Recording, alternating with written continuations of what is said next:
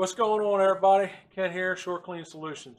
All right, so I get some questions about what do we charge when we're starting out a pressure washing business, or what do we charge? How do you guys price? Guys, I'm gonna tell you right now, straight up front, every area and every market's always different.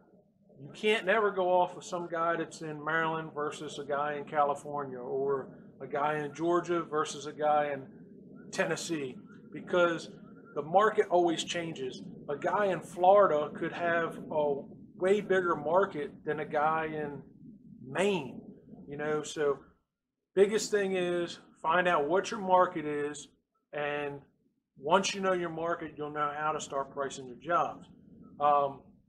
If you can't figure that part out, the other rule of thumb would be, price it off of hourly wage.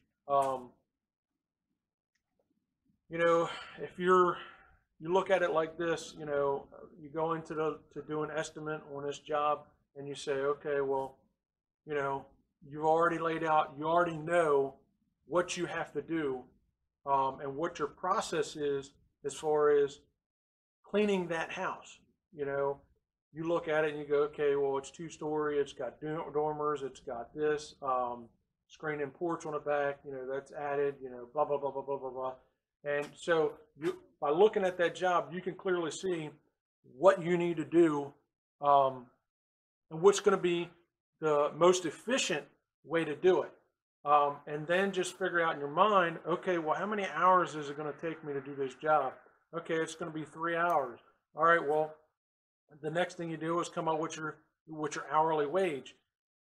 One thing I will tell you guys, and especially for you guys that are starting out, do not be that $99 guy or that $89 guy or $100 guy that's figuring you're going to run out there and get all the work coming in from all your competition and clean these houses for $100 and make a big living on it.